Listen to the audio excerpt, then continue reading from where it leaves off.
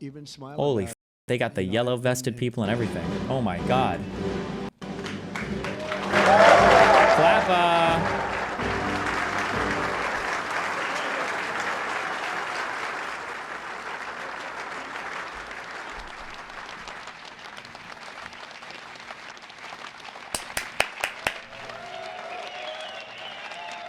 Thank God.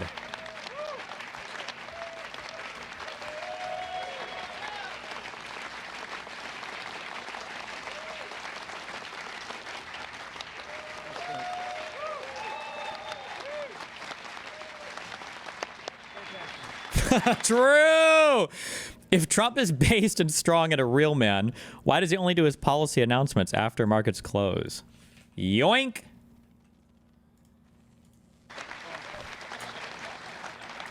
Strong, they're strong, and they're great. They're great people, and thank you very much. This is a very important day to me because we're bringing back an industry that was abandoned, despite the fact that it was just about the best, certainly the best in terms of power, real power.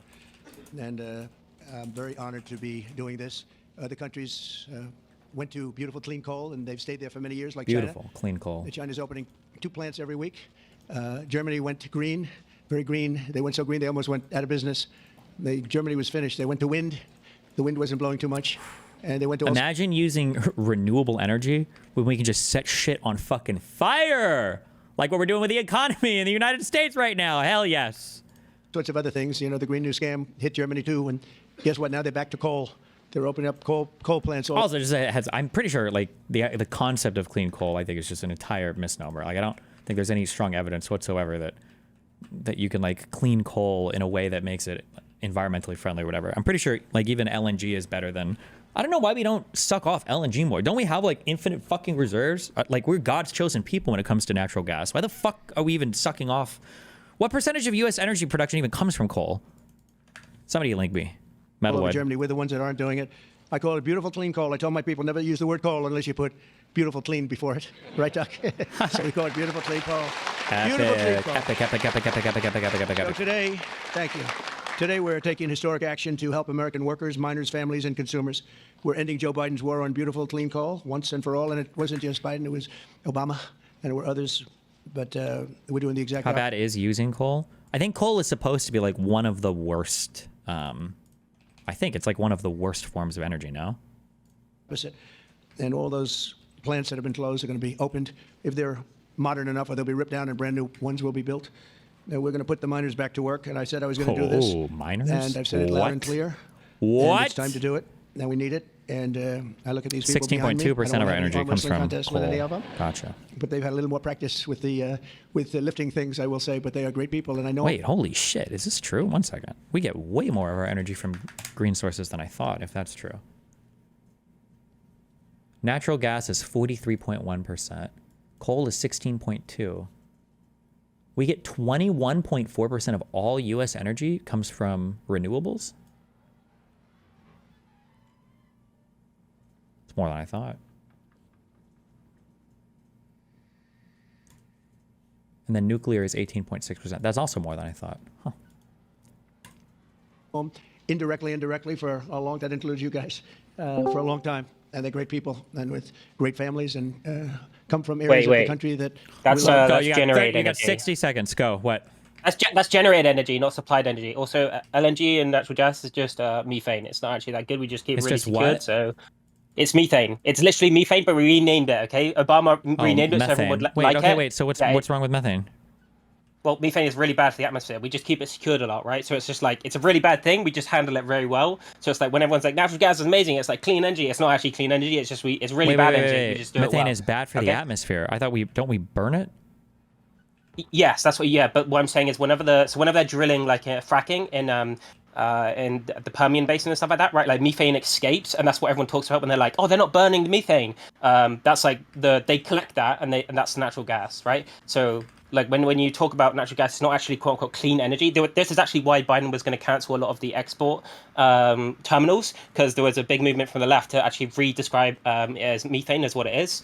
I'll leave now if you want. Hold on, wait, I don't understand. Hold on. There might be some initial like escape of natural gas initially, I guess, when you mine it. like when you're first fracking for it or finding it or whatever. But like isn't the point generally to capture it and burn it? It's not just Yeah, releasing what all I'm of it into saying the is, atmosphere. No.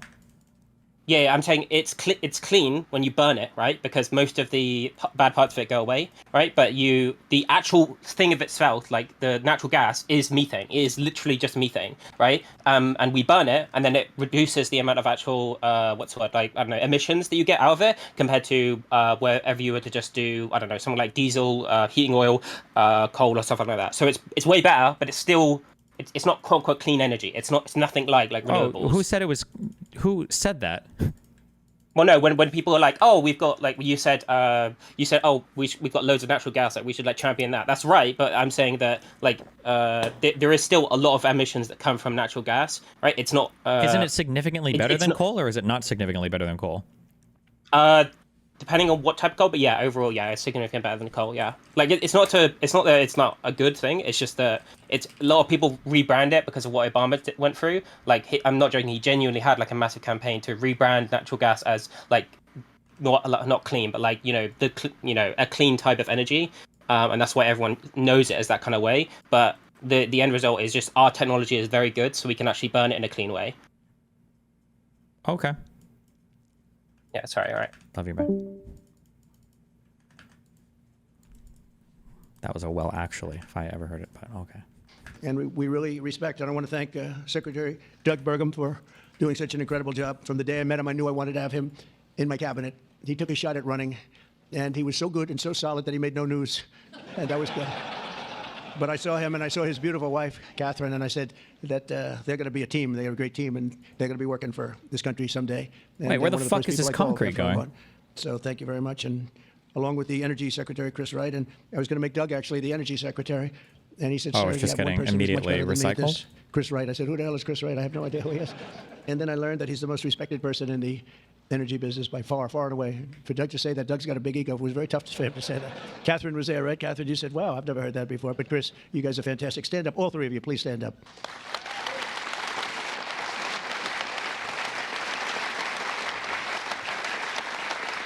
Right.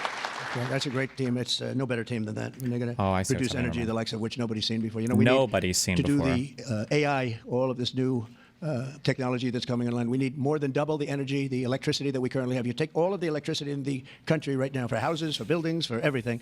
We need to more than double it to be number one. We're now way ahead of everybody at AI. China's in second place, but way behind.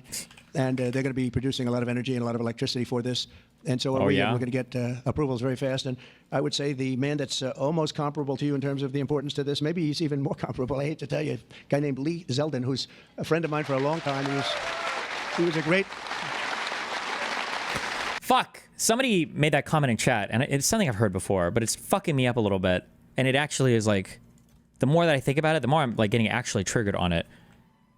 When I think about like talking back to my mom about the political stuff, I don't like the fact that all these people are fucking the future up, potentially, for us, or for me. I don't like the fact that these people are like 80 years old, and they got to live in an unbridled half century of American supremacy, and then they're gonna like fuck it all up and then die.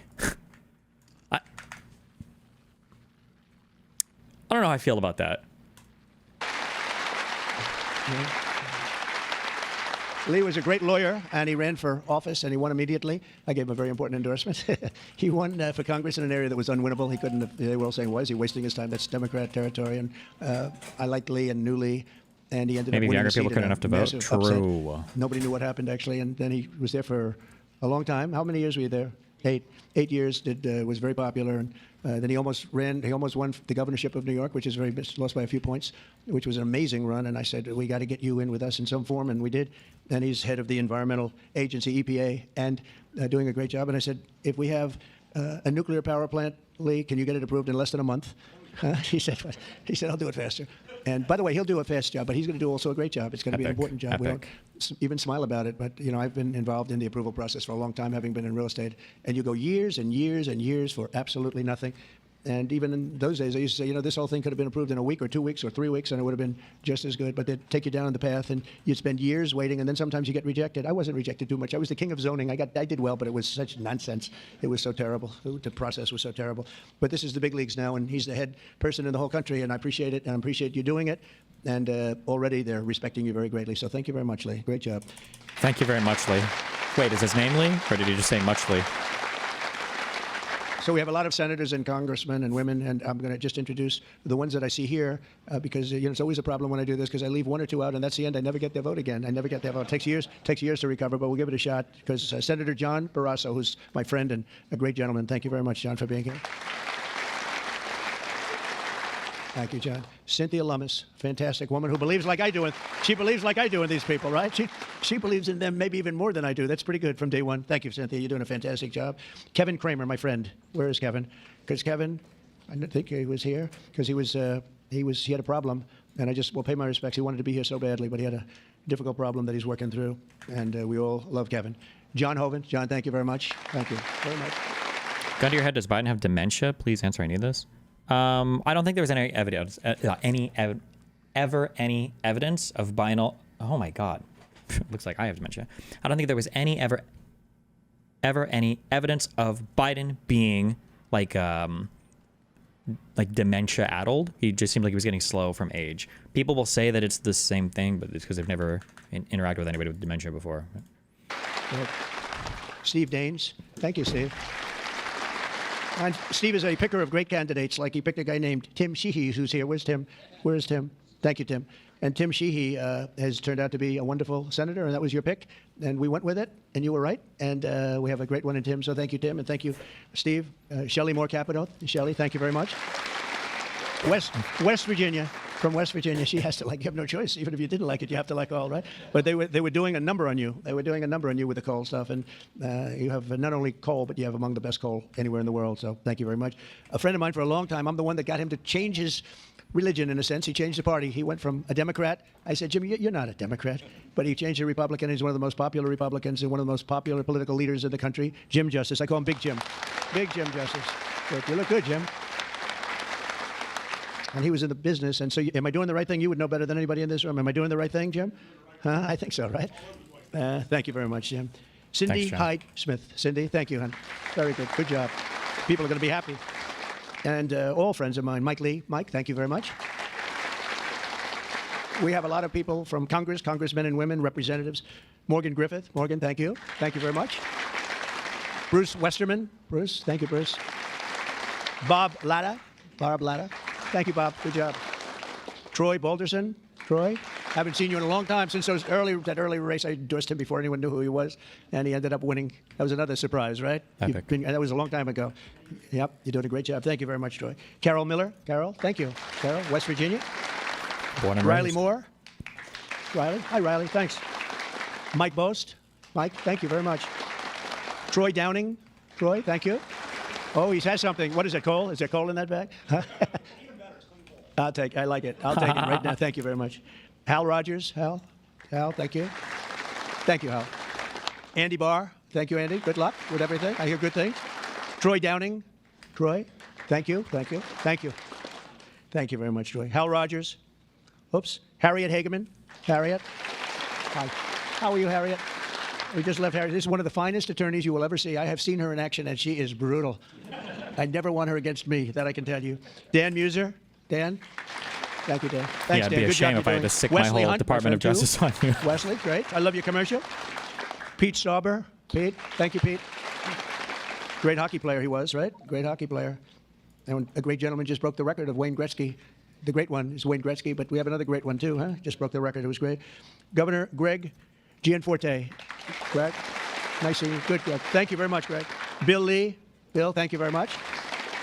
Patrick Morrissey, West Virginia, just got elected. Mark Gordon. Mark, thank you. Thank you very much. And we have a lot of others, and I'm in trouble because I don't know. I got 5 or 6 others that I see quickly, but I'm just not going to do it. Don't hold it against me because we have to get back to the most important people in the room, these people. You know that, right? So the energy workers and the coal miners in the area that I'm standing Skip on, and there's a lot of donos, weight in this yikes. platform, so I don't know what's going to happen. I hope it's structurally designed for you guys. I don't know. But we have just really well-deserving, great American patriots, and it's such an honor to be here and making such a big move, such a bold move in energy. Because, you know, for years, people would just bemoan this industry and decimate the industry for absolutely no reason. Because with modern technology and all of the other things that we do, it's one of the great forms of energy. That's why other countries, leading countries, are using it, some exclusively. For 4 long years, Joe Biden and congressional Democrats tried to abolish the American coal industry. They did everything in their power while he was awake, which wasn't much, shutting down Good one. dozens of coal plants, Epic. banning coal leases on federal lands, and putting thousands and thousands of coal miners out of work. Destroying their lives, actually. Destroying their lives. I'll never forget when I went to West Virginia, which I won by 48 points, I think, right? Big Jim, Wow. I won by 48 points. But in the first campaign, where Hillary Clinton was about 4 states too early, and she was talking about how bad coal was, and how they were going to teach coal miners how to make widgets and gadgets and technology, which they didn't want to do. They want to mine. One thing I learned about the coal They miners, wanna that's what they mine. want to do. You could give them a penthouse on Fifth Avenue and a different kind of a job, and they'd be unhappy. They want to mine coal. That's what they love to do. And she was going to put them in. Okay, a I get, those are the jobs that we want to bring back then. It is that we want to literally go to the coal mines. Okay, based. tech industry where you make I it yearn for the mind, yes. Work will set you free. I don't know. Do you think you'd be good at that? I don't know. You don't want to be. And she was brutal about 3 weeks before, but then she had a problem. She went to West Virginia looking for votes, and that was a bad situation. You remember that? And there was a coal miner around the table with his family, and he was in tears because of what they had done to him and his family. And I hope he's still around, but that man made quite an impression on the world and the public. And we ended up winning in a great election, but we ended up winning by a lot. The Democrats' Green New Scam killed jobs and sent prices soaring here in America. But meanwhile, China opened 2 coal plants every single week. And Do you feel like half the support for these tariffs is a direct result of the vibe session and other, often bipartisan populist lies by the economy? No, we can't talk about vibe session anymore, because when we say vibe session, that means that you're out of touch with what real Americans are thinking. And apparently, real Americans were really worried about the economy unless it's getting dumped for really epic reasons like what Donald Trump is doing. So other countries likewise went very strongly back into coal. Some of them never got off. Those are the ones that didn't have the problems. The Biden energy policy was to put America last. We want to be last. We got to be last. Not a good policy. Under my administration, we're putting America first. It's very simple. America's always going to be first. On my first day in office, I terminated the Green New Scam. I declared the national energy emergency and withdrew from the unfair, one-sided, and extremely costly to the United States only Paris Climate Accord.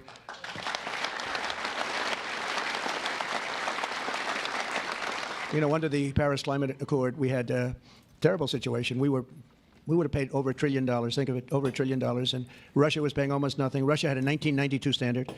China was paying nothing. China didn't kick in no, there was never a Green New Deal passed ever. It was just, yeah.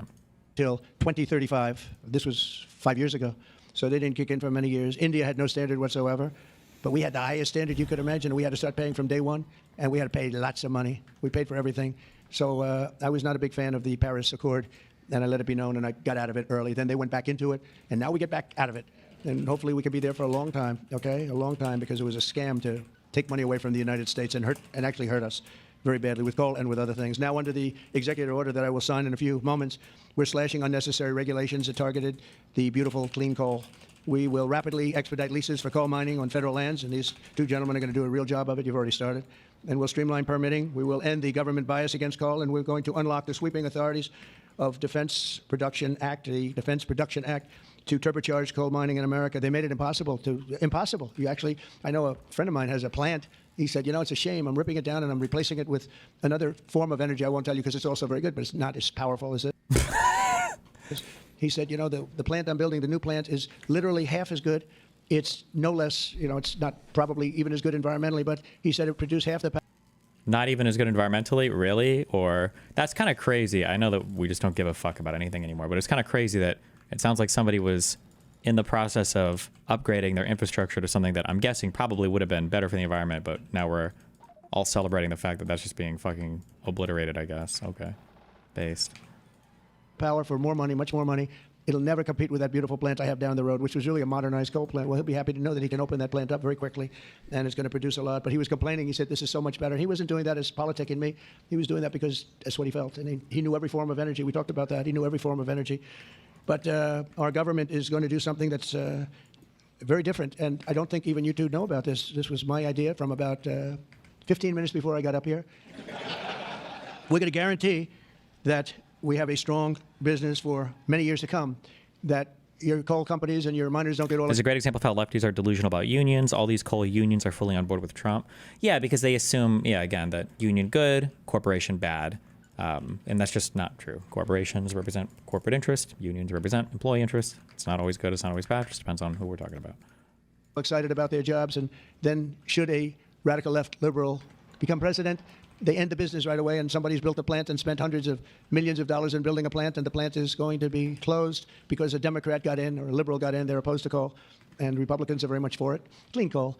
And we're going to give a guarantee that the business will not be terminated by the ups and downs of the world of politics.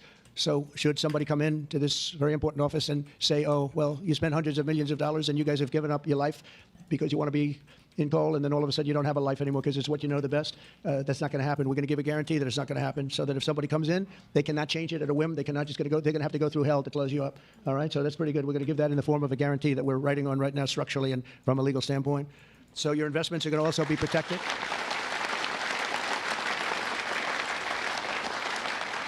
And you're going to have no reason to be concerned about your future, your life, or your investment if you're a miner, as this great governor was a miner. Actually, he was one of the larger coal miners. He could fit up here very easily, Big Jim. But he was a great success. But they were very, very tough on him, and he did a beautiful job with a beautiful product. Already under our leadership, the Department of Interior has approved the expansion of the Spring Creek mine in Montana, supporting 280 coal mining jobs and unlocking over 40 million tons of coal. Fuck. What is it to shoot? Spring Creek. Control Shift. Big one. Shift Alt C.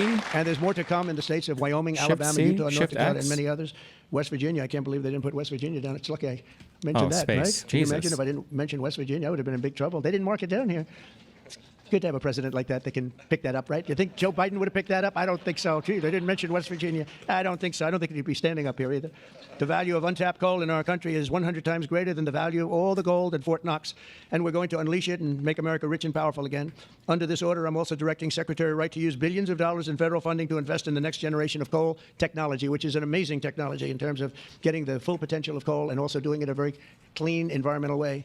Pound for pound, coal is the single most reliable, durable, secure, and powerful form of energy there is on Earth today. Like, why? Where did this you never hear those obsession with statements, coal come from? You've never heard that before from a politician, have you? Well, maybe from that politician, but not from not too many. But that's the way it is. I say it again. Pound for pound, coal is the single most reliable, durable, secure, and powerful form of energy. It's cheap, incredibly efficient, high density, and it's almost indestructible. You could drop a bomb on it, and it's going to be there for you to use the next day, which you can't say with any other form of energy. Virtually indestructible. Most importantly, we have more of it here in America than anywhere else on Earth. We have more coal than any other country. You go to Australia, they have fantastic amounts of coal. You know who they sell it to? China. They sell it to China. They're nearby. They sell a lot of it to China. But we have more than anywhere else on Earth. We also have more liquid gold than anywhere on Earth. So we're really an energy behemoth, but we're unleashing that also. That's going to be another part. But I didn't even want to mention that. It's not down here because I didn't want to mention today is about clean, beautiful coal. So I'm going to give this to you. Let's this big guy. Should I give it to him? No, you take that. Take it, President. Thank you. Okay.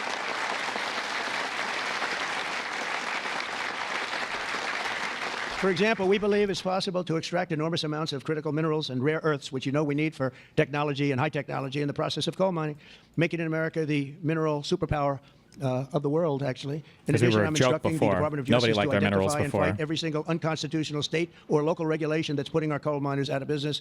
And we are withdrawing all of those objections from our government today. It's all being withdrawn. So all of you people that have been fighting for your lives, we are withdrawing all of that today. We have excellent lawyers, excellent. Have you noticed that lots of law firms have been signing up with Trump?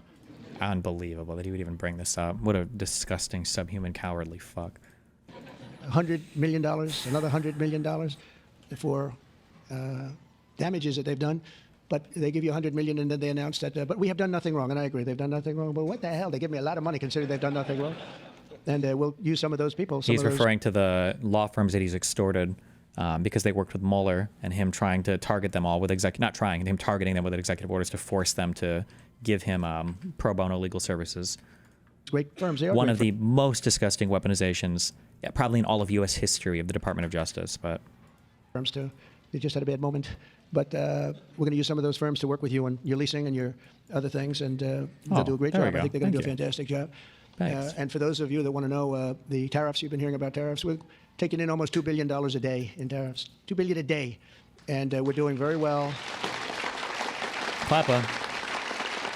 And we're doing very well in making, I call them tailored deals, not off the rack. These are tailored, highly tailored deals. Right now, Japan is flying here to make a deal. South How can you listen to him say the same shit every day? I don't know. Ask his fucking fans. Korea is flying here to make a deal, and others are flying here. I mean, my only problem is I'm not sure I have enough. We're going to have to use those great law firms, I think, to help us with that. But we're going to probably do that, actually. We're going to use them, and we're getting them for the right price because we need a lot of talent. We have a lot of countries coming in. They want to make deals. If I told them about making those deals 2 years ago or 3 years ago or 5 years ago, they'd be laughing at us. Now they're all signing up. Mike, you know that. So it's going to be a great thing. But we're think of that, $2 billion a day. That's a lot of money. That's a lot of money even in the coal business, isn't it? Huh? It's a lot of money. And America's going to be very rich again very soon. You're going to see that happening. You see it all along. And it's so that whole situation that, it was somewhat explosive. But if we didn't do that, we wouldn't be talking the way we're talking right now. It's been amazing what's happened. Sometimes you have to mix it up a little bit. But we've had great consideration. We've had talks with many, many countries, over 70. They all want to come in. Our problem is can't see that many that fast. But we don't have to because, as you know, the tariffs are on. And the money is pouring in at a level that we've never seen before. And it's going to be great for us. It's going to be great for other countries. We've been ripped off and abused by countries for many years with the tariff situation. They've used tariffs against us. We didn't use tariffs against them or in any way. I mean, we just didn't use them of any monumental proportion. And so we are doing it now. We have tariffs on cars. We have tariffs on lumber, tariffs on steel and aluminum. Steel plants are going up because of it all over the country. We have 25% tariffs on steel and aluminum. And I think the steel workers like me even more than the coal miners like me. I'm pretty sure that that's true. We have, instead of having no steel business, I put them on originally my first term. We wouldn't have had one steel mill in the United States if I didn't do that. And now we upped it. And not only are we taking in a lot of money, but we're protecting our workers, our steel workers. We're protecting our steel industry. And one thing that steel and things like steel you need because you need it from a defense standpoint. You need steel for your tanks and your planes and your everything. And certain industries you can get away with not having, but others you need, and steel is one you need. So I want to let you know that's in full force and effect. And literally, as we speak, I spoke to executives in the steel industry over the last few days, and they're all coming in to build plants in the United States of America because if you build them in the United States, you have no tariffs to pay. There are no tariffs to pay, zero. If you build them outside using outside labor and hurting our businesses, and you send your product in, you have to pay a price for that, and they will be having tariffs, as you know. It's an amazing thing. This has been something used against us for many years by other countries, China in particular, but others, not just China, others, and taken advantage of us, ripped us off, and left us for dead, frankly. And I believe if I didn't become your president, I believe that this country would have had problems like they've never had before because it was serious damage in so many other ways, not only the border where people came rushing into our country from prisons and jails and mental institutions, murderers, drug dealers, and some vicious, vicious criminals. 11,088 murderers came into our country. We have to get them out. We're getting them out. 11,088. Of that number, half committed murder on more than two people. And this is what they allowed into our country with their open border policy of lunacy. And we're taking care of that just like we're taking care of you today. We're taking care of that. I want to thank Kristi Noem and Tom Homan for doing an unbelievable job. The whole thing is the job they're doing is incredible. It's really an unforced error. Should have never happened that we have to be spending such time and resources, Mr. Senator, right, on getting people out of our country that shouldn't be here. I mean, literally from mental institutions, insane asylums were opened up and emptied into our country. Prisons from all over the world, not just South America. Prisons from think of this, from Africa, the Congo, a lot of people from the Congo, prisons in the Congo, prisons from Asia, from all over were opened up. And I knew that when I heard it was an open border policy. I said, if you do that, every country is going to be dumping people that they don't want into our country. He's so and that's smart. What's happened, but we're cleaning it out. Good for you, Trump, for knowing that. The courts, we had a good decision, as you know, from the Supreme Court, allowing us to do that. We have judges that didn't want us to do it. We have judges that wanted the very evil gang members from Trendy, Iroquois, and MS-13. They didn't want them taken out of the country and put in very powerful prisons. When you look, you've all seen those clips, pretty amazing clips. But I want to thank El Salvador. They've done an incredible job. But we've been fortunately winning those cases. But we have judges that are out of control that say, oh, bring them back, bring them back. We don't want them back. We don't want them back. Can you imagine? You spend all of that time, energy, and money on getting them out, and then you have a judge that sits there, local judge who sits there, federal judges, sits there and says, no, bring them back. One was brought back, or they want to bring him back because he wasn't a member of Tren de Iroquois. He was a member of MS-13, which is just as bad. So they misidentified him, but it sounds to me like he was a member of MS-13. So they want him brought back because he wasn't treated properly. It's we got to be smart. Our country's got to get a lot smarter than it is, but we have to give the people that are empowered to do this kind of work, and it's not pleasant work. We have to give them We have to give them the option of making our country great again, and that's what they're doing, and I have great respect for those people. And they're doing it out of love. They could get a much easier job. They're doing it out of love for our country. It's so important, just like I'm doing this with coal today for love for our country. Earlier this afternoon, I signed another executive order to strengthen our electric grid by ensuring that coal-fired power plants are always available to meet surging demand for electricity. Unlike wind and solar, coal plants can run 24 hours a day in rain, sleet, or snow, and you will not be subject to the incredible blackout situation that's taking place in California, where they have blackouts all the time. Wow. It's an amazing thing with California. They have blackouts and brownouts at levels that nobody's ever seen before. Wow. And all they want to do is keep going the way they're going, and they're doing a very poor job. As you probably heard, I released billions of gallons of water going in from upstate California, from the most northern parts of California. All on Probably his comes own. in from Canada to a certain extent. Absolute Thank you hero. very much, Canada. We appreciate it.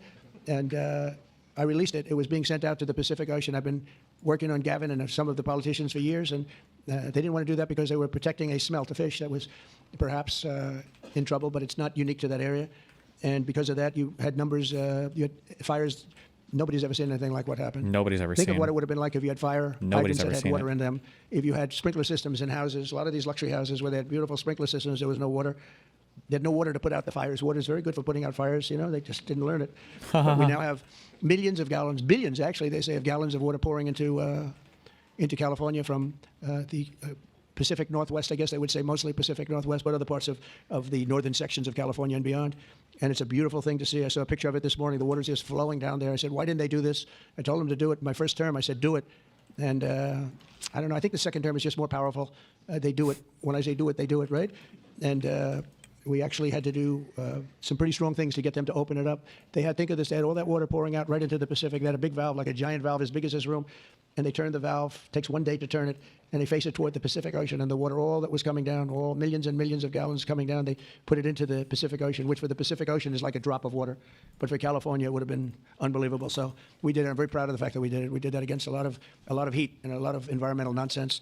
From now on, Good for we'll you, dude. ensure that our nation's critically needed coal plants, as an example, remain online and fully operational. They're always going to be operational. And again, we're going to have guarantees that government cannot close them down, close you down, and destroy your lives. To that end, I'm also instructing Secretary Wright to save the Joy coal plant in Arizona, big plant, which has been slated for destruction. We're going to keep those coal miners on the job. Going to tell them to just remain calm, because we're going to have that plant opening and burning the clean coal, beautiful clean coal, in a very short period of time. You know all about that, right? Wow. Good for you, dude. That's a big one. As part of our historic deregulatory efforts this afternoon, I'm also granting immediate relief to 47 companies operating 66 coal plants, very big ones all over the country, recusing and making them available for coal production almost in the immediate future. But we're going to be crushing Biden-era environmental restrictions. These are restrictions that made it impossible to do anything having to do, frankly, with energy, even beyond coal. It's really beyond even coal. We have clean air, we have clean water, and now we have clean coal. And at the same time, we're going to do other things and other forms of technology and also energy, like our country has never really seen before and never been known to do before, because of all sorts of restrictions having to do with the Green New Scam, which, by the way, was devised by somebody that never even studied. You know that? They never even studied anything to do with the environment. commie. It was a young congresswoman. She came up with the idea. And based on that, I guess we only have, well, actually, we should have all been gone, because they gave us only a few years left on Earth, right? Right, Greg? We were going to be gone. We're all going to be gone. The environment now, what they have to worry about is the nuclear heat. They don't have to worry about environmental heat. They have to worry about nuclear heat. And if we're smart, we're working on that right now with others having to do with Iran and some other countries. But that's the heat you're going to have to worry about. You don't have to worry about the air is getting warmer. The ocean will rise 1/4 of an inch within the next 500 to 600 years, giving you a little bit more waterfront property. They say this is good. These guys can handle that. The nuclear we have a bigger problem with, right? So we're going to make sure that that's safe. We're going to make sure that that's safe. With us today are some of the amazing workers who will benefit from these policies, the policies that we're doing and so proud of doing, including Jeff Crow, a miner from West Virginia. Jeff, would you come up and say a few words? Jeff? Flappa. Come on up, please.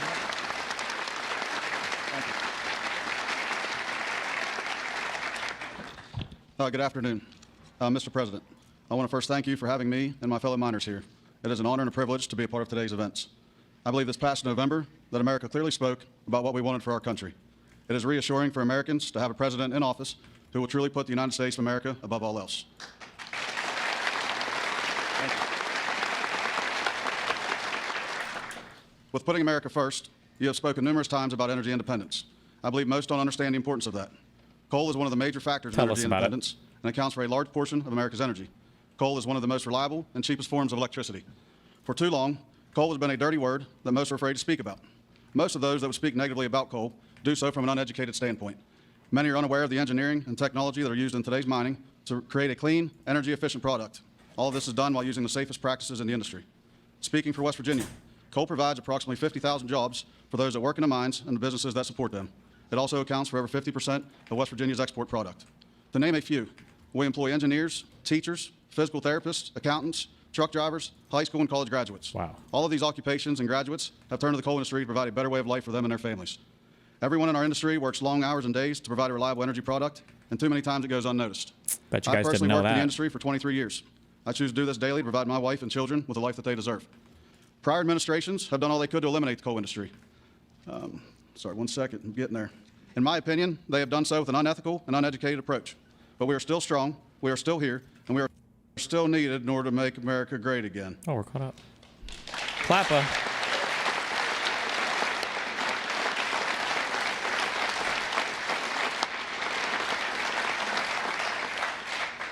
Having a president and an administration that understands the need and importance of coal is more than appreciated.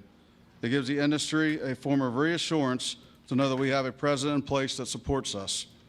For my family, to the over 3,000 employees of ACNR, and for the coal companies, miners, and businesses throughout our great country that rely on the coal industry, we say thank you for your continued support. Clappa.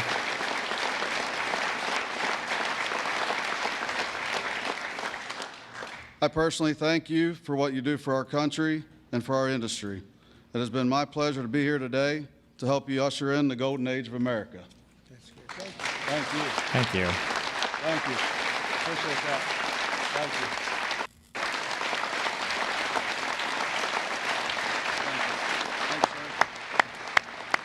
Thank you,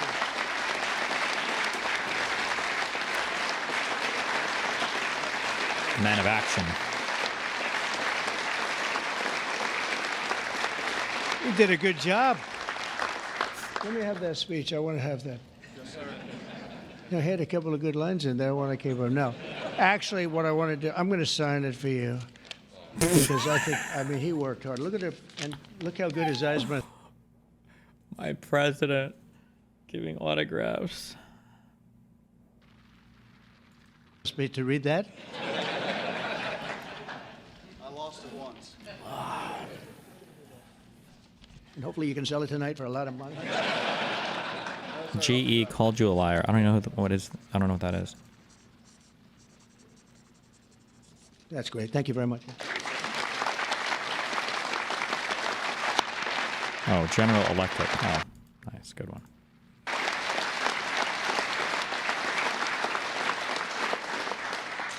Thank you very much, Jeff. And also with us is Tony Campbell of the East Kentucky Power Cooperative, and Tony's quite a gentleman and very respected in the industry. Come on up, Tony. Thank you.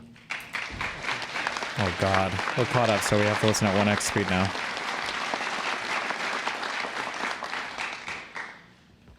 Mr. President, on behalf of East Kentucky Power Cooperative, the National Rural Electric Cooperative Association, and electric cooperatives across this America, thank you for your leadership to restore American energy dominance. Electric co-ops keep the lights on for 42 million Americans across 56% of the land mass. We are owned by the communities and businesses we serve and provide electricity to growing communities, new data centers, and manufacturing plants. Mr. President, electric co-ops are powering America, and we are proud to partner with you and your administration to power America into the future. Woo!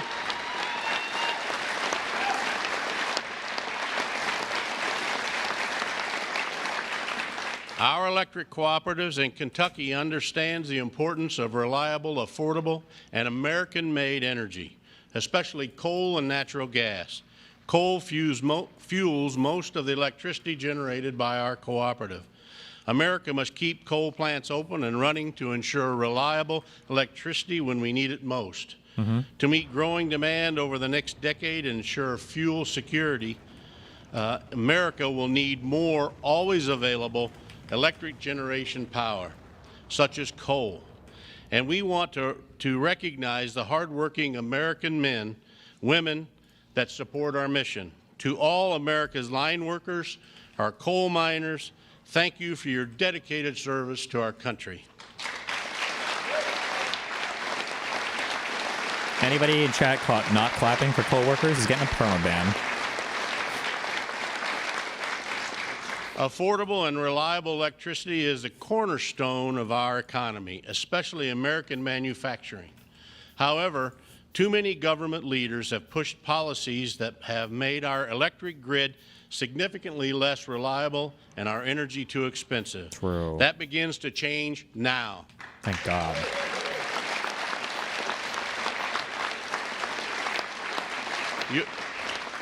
Your actions today will prevent the premature closing of essential power plants and help us meet tomorrow's energy needs. And they will help us continue to deliver reliable, safe, and affordable electricity. Mr. President, thank you in particular for providing immediate, much-needed relief from the Biden EPA regulations that would force the shutdown of critical coal units.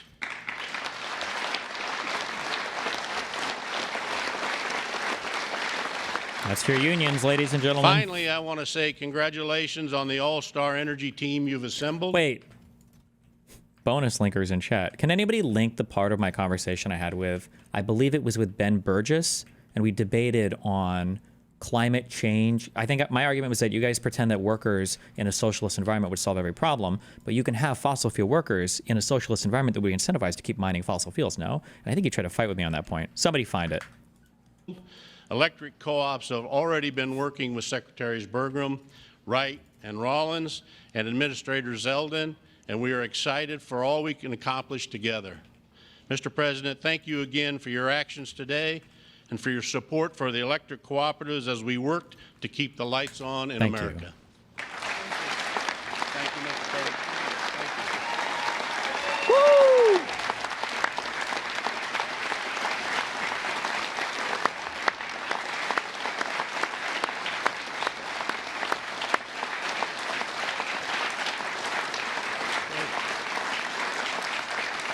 Thank you, Tony. Thanks, Tony. Thank you very much, Tony. Appreciate it. Every day under the Trump administration, we will continue to lower costs for American families, create jobs for American workers, and very importantly, unlock unlimited amounts of affordable American energy, including, as I said, and I'll say for the last time, beautiful, clean coal. Our country is blessed.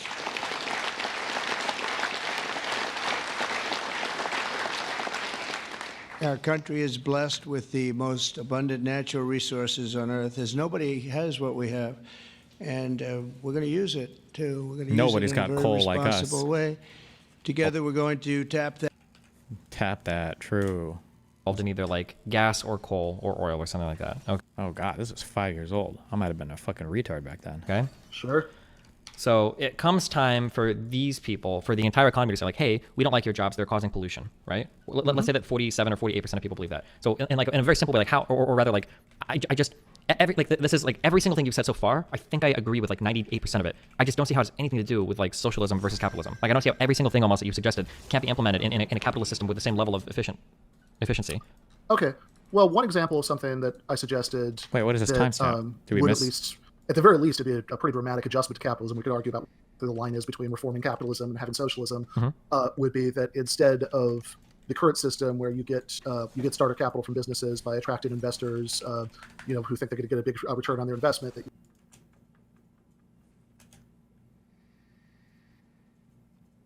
Okay, I don't know what this timestamp was. 1 second. to be able to expand a little bit faster, or do we want our grandchildren to be able to live on this planet? That I'm much more confident that You say that now, but like we already have a democracy, and there's already what percentage of Americans that don't even believe that climate change is real. Like these would be the same people in the workplaces voting on whether or not we should do it, right? Like Trump said literally like that climate change is a hoax from China. Like all of the people that voted for him, which were a lot of worker type people, right? The whole Rust Belt that kind of swung for him. These would be the people in charge of voting in their workplaces on whether or not we should do something about climate change. So I mean, I guess I'm not fully sold on the idea, and this is where kind of like very inflammatory on Twitter. I don't know which tweets you read, but like I said multiple times, like workers are dumb or whatever. I don't necessarily mean that like workers are like a class, like a genetically bred to be stupid people or whatever. But I think in general, like people seem to be like pretty clueless about issues. And this isn't just workers. This is like all sorts of different people for a variety of reasons too, right? Whether we don't fund education, whether you're in a lower class and you didn't have time to pay attention to that shit, for whatever reason. That the idea that like the same people that voted for Trump, if they were in charge of co-ops, they would just magically be more aware or more caring about climate issues. I don't know. I find that really, really hard to believe. Yeah, well, I guess I'd say a couple things about that. One of them is... Oh, like, or sorry, go ahead. Okay. Yeah, I was going to say that, that one thing is that I think that, implementing the kind of, radical left-wing changes that I'm advocating here surely involves convincing a lot more of, unless you convince people to change their mind about a lot of things politically, that's not going to happen. And I don't think that people's views on climate change, that tends to go along with their views about a lot of other things. And then the only other thing to point out was that it's not just that people sort of happen to form these views on their own, that there is a very large and very profitable industry devoted to propagandizing them. I mean, you say that, but like the existing, how much money does ExxonMobil spend, promoting the idea that this is a myth, that how much the fact that people watch Fox News and they come to the conclusion that Fox News is right. I mean, you might be right that doesn't say anything good about them and their critical thinking skills, but it's also not a coincidence, that they're buying into this hokum. But it's not a coincidence that this is the particular brand of hokum they're buying into. But I mean, like two things. One, like in this new economy that we're talking about, is all advertising banned? Because why wouldn't like coal mining co-ops do the exact same type of advertising? Like why wouldn't they even band together to do the exact same type of advertising? I would expect them to, right? Workers run the co-ops and they want to protect their jobs. Like even in California, right? Like apparently there's a lot of labor unions that are upset about the Green New Deal because it threatens a lot of their jobs too, which is self-interested behavior that I would expect labor unions to enact. True. I don't see this whole poll that they would like magically become invested. Or I mean, how do you respond to that? What do you think about stuff like that? Yeah, no, I mean, I think it's a fair concern. I think that there are, I think that there are ways that you could try to ameliorate that. Like for example, we were talking about, when you were asking me about. Okay, this is boring, but I was right. That magnificent potential to give our people the glorious future that they deserve, better than they've ever had in the past. I mean, they had a good future. If you look 20 years ago, they thought they had a good future, and it was ripped away from them, torn away from them with nonsense. Ripped and away. We're not going to let that happen. This is going to be a glorious future for them. And I want to thank everybody for being here. And I want to thank you and you and you and that whole group, and our senators, by the way, and our great congressmen and women for being here in such a large number, because you've been helping us make these decisions. These are big decisions, and this is a really big one. And this is one that's going to be, I think we're going to look back and with great pride at what we've done today, not just in putting people to work, but at really reawakening our country. And thank you very much, and thank you all for being here. Thank you very much. Thank you, Donnie.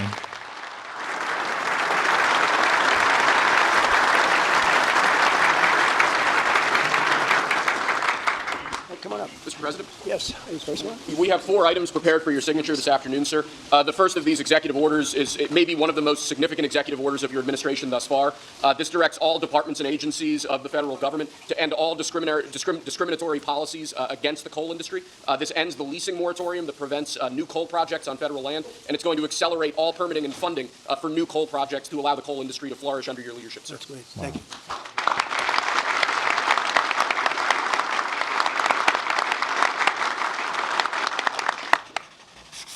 Okay. What else? What else we got?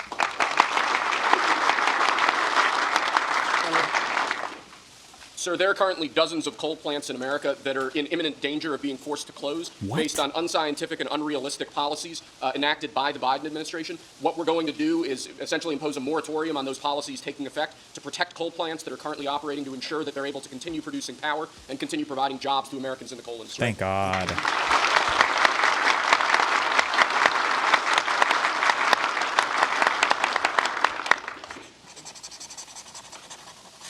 Wow. Okay. That's no auto pen. That's a real ass signature right there, guys. What's next? Sir, you've made grid reliability and security a key focus of this administration. This executive order is going to promote grid security and reliability by ensuring in part that our grid policies are focused on secure and effective energy production and energy transmission, as opposed to woke policies that discriminate against secure sources of power like So coal cringe. and other fossil fuels. True. Get rid of this woke energy. Yes.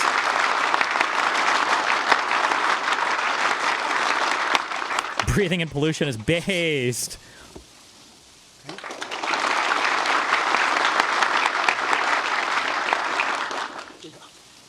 lastly, sir, one of the biggest problems we have in this space is Democrat states, radical leftist states, enacting policies and enacting an agenda that discriminates against coal, against secure sources of energy. That's fucked up. Many of these policies are unconstitutional and illegal. And with this executive order, you're going to be instructing your Department of Justice to vigorously pursue and investigate these state policies that we believe are illegal or unconstitutional. Thank God.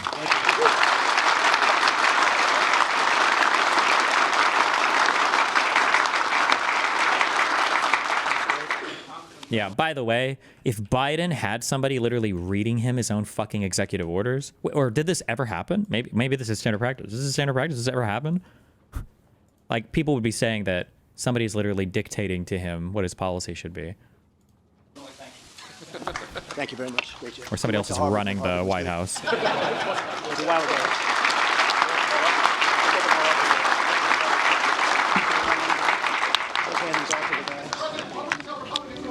Tariffs, sir.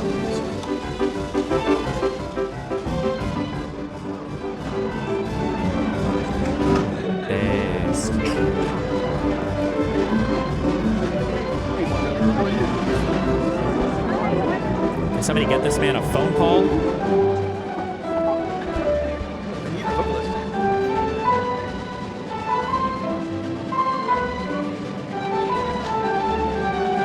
Wait a second.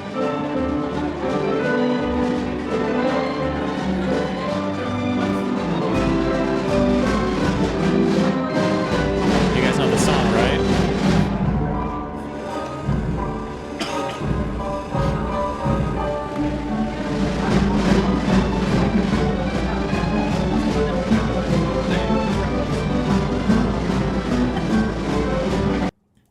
The God Bless America one? Yeah. But do you think he likes this song because the little girls sang it to him? It was a remake. It used the same song, right? Or am I not remembering correctly the... Oh, no, never mind. It wasn't. They used a different theme.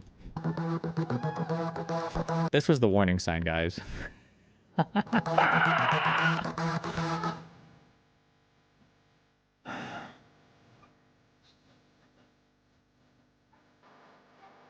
Apparently these girls never even got paid. Supposedly.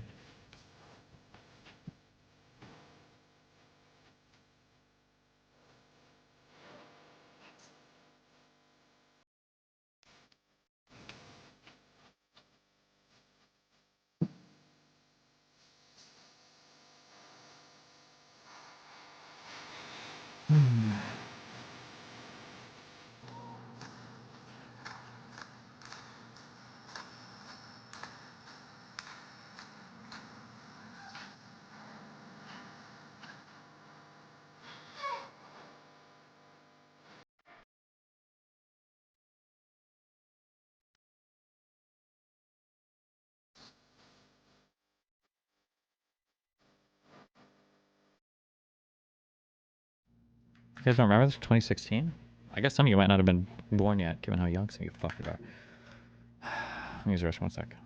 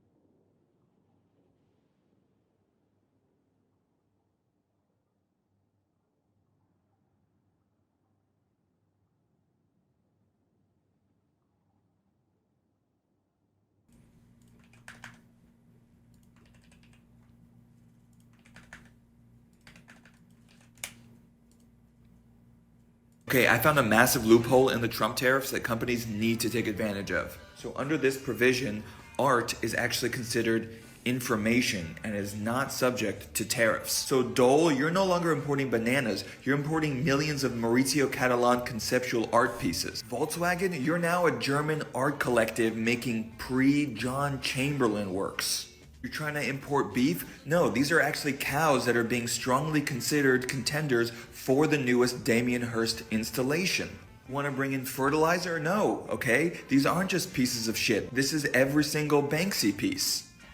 Okay, I found a massive loophole in the Trump tariffs that Based.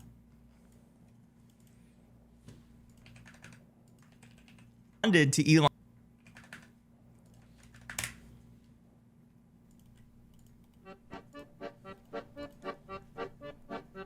What? No, don't do that. Don't do that. What? Is it too late to tell him? 3.5 years. Can I get a welcome to the jungle? Jesus. Hassan Dior. Wait, what?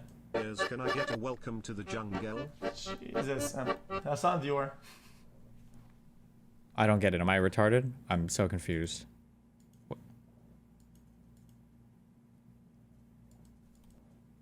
Oh, pirates, Houthis, Somali. Gotcha. Okay.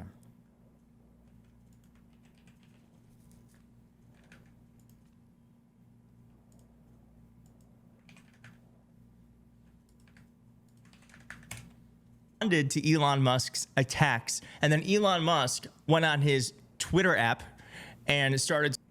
Oh, the fights between. Wow, Elon Musk and Donald Trump are now publicly feuding. This comes after the past week where This is 2 days old, but I don't think anything new's happened yet. Elon Musk lost that humiliating defeat where he put so much of his capital and his own clout into that Tuesday election for the Supreme Court seat in Wisconsin. And now, after that humiliating loss, Elon Musk and Donald Trump are publicly fighting over tariffs. This amazing clip in just a moment. But first, I want to just show the context of how this is all coming about, because JD Vance also has come out and said that he is against Trump's tax policy. Well, tariff policy, but it is a tax. But only this is an unearthed clip from Trump's last term when he was promoting this insane idea. And JD Vance sounds a lot different then than he does now. The policy may very well fail. That's what JD Vance said about Donald Trump's trade policies in 2019. Now, he's in the front row applauding as Donald Trump puts in place tariffs, a massive protectionist move that has rattled the market and could send prices soaring. But back in 2017, JD Vance was arguing that job losses came from automation, not globalization. Tweeting can't be repeated enough. If you're worried about America's economic interest, focus more on automation/education than trade protectionism. So many of these jobs that have disappeared from these areas just aren't coming back. They haven't disappeared so much from global. Oh, shit. Oh, so he did know back then. That's okay. Nice. Good one, Dave. Globalization or from shipping them overseas. He even said that reversing globalization was a lost cause. We've already lost that battle in some ways. The jobs are already gone. And even when he acknowledged some job losses from trade, Vance said it didn't justify sweeping tariffs like he supports now. Does that mean that we should be hyper-protectionist in our approach to trade? I would argue no. A spokesperson for Vance told CNN the vice president has, quote, always been crystal clear in his unwavering support for bringing back American manufacturing jobs. Here's the thing. They all know how bad this is. They all know how bad this is.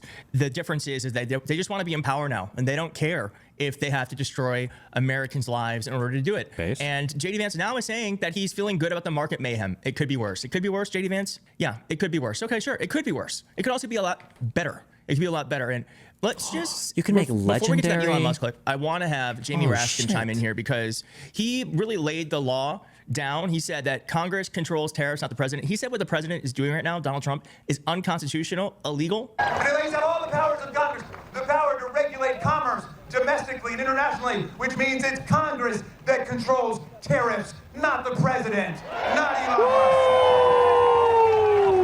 Musk. Their tariffs are not only imbecilic, they're illegal, they're unconstitutional, and we're going to turn this around. Yeah, it is illegal. And I think we need to be saying that more. What he's doing, he's only allowed to do this during emergency situations. He's created the emergency. True. That's not something that Congress should be allowing. And True. I just want to say real fast that I got to interview Rep. Jamie Raskin yesterday at the Hands Off protest, and that interview will be coming out tomorrow. So please do look out for that. Okay. And let's just go to this. Let's go to the Elon Musk clip now, and then Trump's administration responded to Elon Musk's attacks, and then Elon Musk went on his Twitter app and started to lay in to Trump's administration. But first, before we get to all that, let's just watch what Elon Musk had to say about what did he say? About Trump and their tariffs. And I'm hopeful, for example, with the tariffs, that at the end of the day, I hope it is agreed that both Europe and the United States should move, ideally, in my view, to a zero tariff situation, effectively creating a free trade zone between Europe and North America. That would be that's what I hope occurs.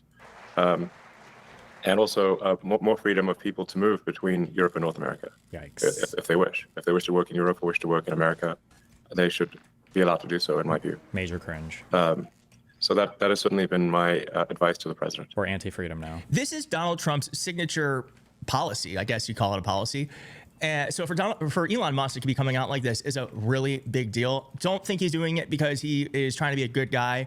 Elon Musk's net worth has declined significantly, with estimates suggesting a loss of $126 billion to $130 billion since the beginning of 2025. That's all because of Donald Trump and his policies, mainly because of the drop in Tesla's price share. And though Tesla is going to fare better against the tariffs, Elon Musk and his many different companies are going to be negatively impacted by this. So Elon Musk is speaking up, not because he's trying to be a good guy, but because he wants to defend his own pocketbook. But here is how Pete Navarro, who works in Trump's administration, responded to Elon Musk's attacks. Can we go back to Elon Musk for a second? Because I'm glad that you brought that up. He also took a shot at you personally on X, and he's going against the administration with respect to the tariff policy. The president has said in the coming months he may leave the administration. Peter, is there a rift internally?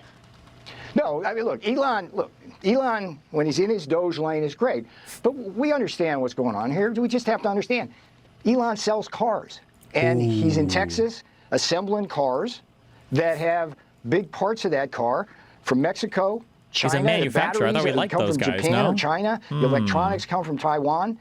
And he's simply protecting his own interests, as any business person would do. We're more concerned about Detroit building Cadillacs with American engines. Oh, man. All right. So let's see those tweets that Elon Musk posted that he's responding to here. So Elon Musk, so someone goes, here's Peter Navarro explaining the tariffs, contrary to the paid fake expert class that is usually in corporate media. Peter Navarro has a PhD in economics from Harvard. He's also not going to lie to you about what is going on to a globalist agenda. Okay. Elon Musk responded to this person, a PhD in econ from Harvard is a bad thing. That's not a good thing. Results in the ego, brains, one problem. And then some guy goes, Navarro is 100 correct. PhD or no PhD here, just been obsessed with trade for quite a while. And then Elon Musk goes, he ain't built shit. And then he also responded to this quote where someone posted, in every disaster throughout American history, there's always seems to be a man from Harvard in the middle of it, which is obviously a direct attack at Peter Navarro, who went to Harvard, and then Elon Musk just goes, yup. And this, of course, is all happening under the umbrella of this announcement where Trump told his inner circle that Musk would be leaving soon. And reporting Politico said that allies of Trump says that Musk is unpredictable, unmanageable force who has had issues communicating his plans with cabinet secretaries throughout the White House chain of command, led by Chief of Staff Susie Wiles, frequently sending them into a frenzy with unexpected and off-message comments on X, including sharing unvetted and uncoordinated plans to gut federal agencies. And it also goes on to say here, you might remember there was a Pentagon meeting where Musk was going to be briefed on classified war plans.